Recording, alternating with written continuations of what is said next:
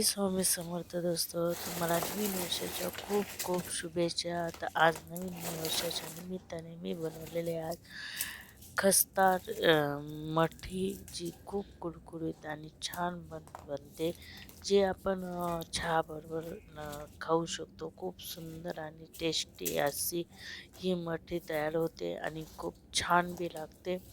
तुम्ही बघू शकता अगदी कुसकुशीत झालेली. तर चला मग बघूया ही मठी कशी बनवायची. तिथं मी घेतलेला आहे अर्धा किलो मैदा घेतलेला आहे, जो मी चाळून घेईल. आणि कधीही मैदा असो या कुठलीही वस्तू बनवायची असली ती चाळूनच घ्यायची. ही गोष्ट मी पहिलेही तुम्हाला एकदा सांगितलेली आहे, तर परत एकदा सांगते. ही मस्तपैकी आता चाळून घ्यायचं थोडं थोडं घेऊन.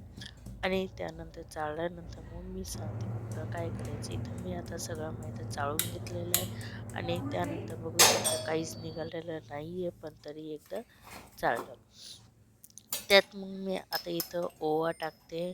त्याच्या हातात घेऊन थोडेसे चुरून घ्यायचे, ज्याच्याकडून तो वास अगदी छान वास येतो. आणि हे खास ओवांचे आहेत म्हणून मी जास्त ओवा घेतले. त्यानंतर मी इथं चिली प्रेस घेतलेली, जी मी तिखट करायची म्हणून 3-4 चम्मच घेतलेले. मी मोठे 3 चम्मच घेतले, तुम्ही छोटे हे घेतले. थोडासा बेकिंग सोडा, खायचा सोडा टाकलेला आहे. नंतर मग चवीनुसार मीठ टाकायचं. आणि त्यानंतर हे सगळं आता आपण सगळं एक मिक्स करून घ्यायचं आहे. आणि त्यानंतर त्यानंतर मग आपण याच्यात आता काही थोडंसं तूप किंवा तेल टाकायचं. मी इथं तूप घेते, तुम्ही तेल टाकलं तरीही चालेल. मी हे 1 कप घेते, म्हणजे हा सगळ्यात छोटा माप आहे माझं, ते घेतलेलं आहे. ते 1 घेते, 1 ते 1.5 कप घेतलेले. तुम्ही तुमच्या आवडीनुसार टाकू शकता. कमीही टाकलं तरीही चालेल, पण थोडंसं कोमट करून टाका, म्हणजे कधी तूपच्या ऐवजी तुम्ही तेल टाकलं तरीही चालेल, काही हरकत नाही आहे, पण मी तर तूप वापरते. त्यानंतर हे पण चांगलं आता मिक्स करून घ्यायचं आहे. आणि नंतर मग हाताने चांगलं चोळून घ्यायचं आहे, अगदी एक जीव होण्यापर्यंत असं मस्तपैकी मिक्स करून घ्यायचं आहे. अगदी जसं आपण नॉर्मल कणिक मळतो त्या हिशोबाने करायचं. आणि हे तुम्ही बघू शकता मस्तपैकी मिक्स होऊन गेलेले.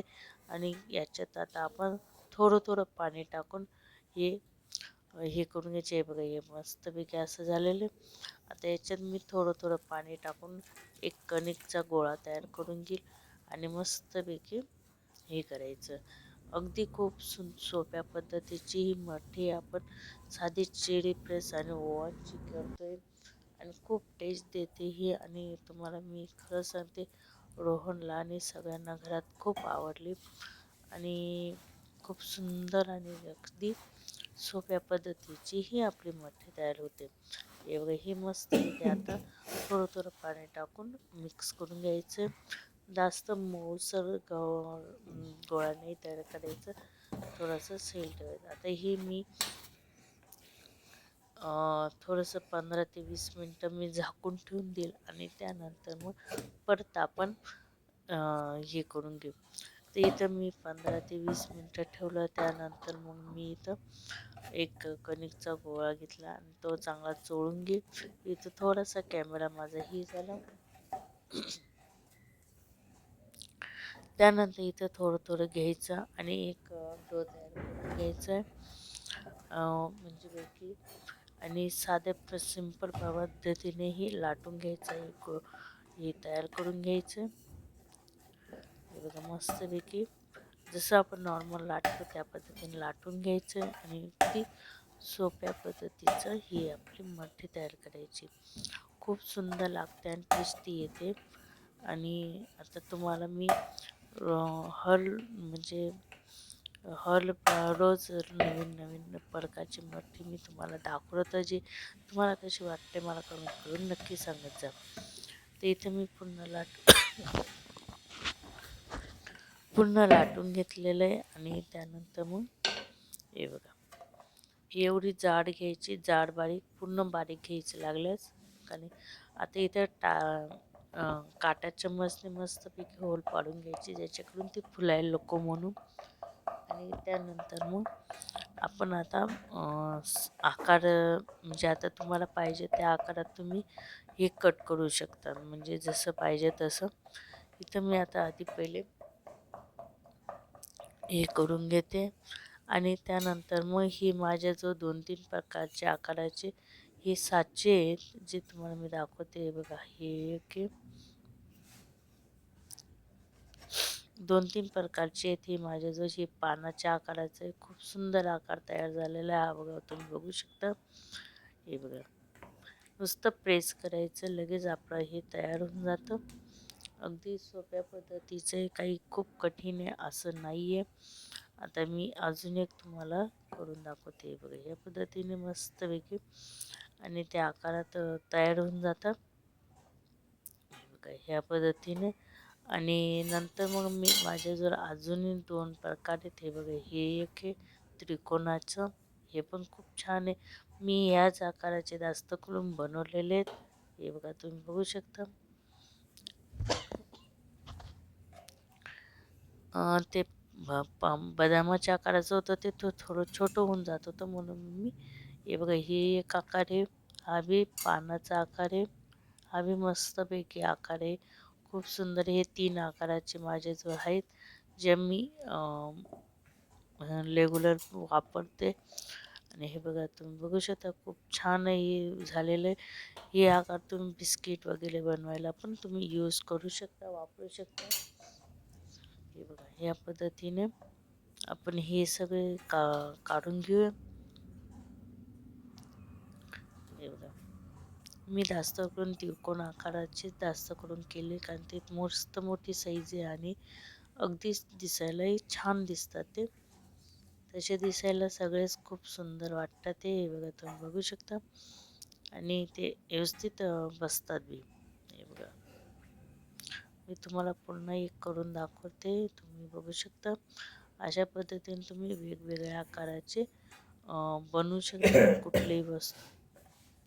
हे खूप छान वाटतात आणि खूप सुंदर आणि युनिक पद्धतीचं वाटतं, नवीन काहीतरी वाटतं आणि ते दिसायलाही सुंदर वाटतं. आहे बघा, तुम्ही बघू शकता.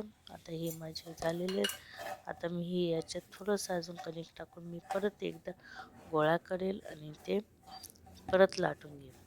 हे अशाच पद्धतीने मी आता हे सगळे तयार करून घेईल. त्यानंतर तुम्ही बघू शकता इथं माझी तयारीत मी जास्त करून त्रिकोणच्या आकाराचेच बनवले.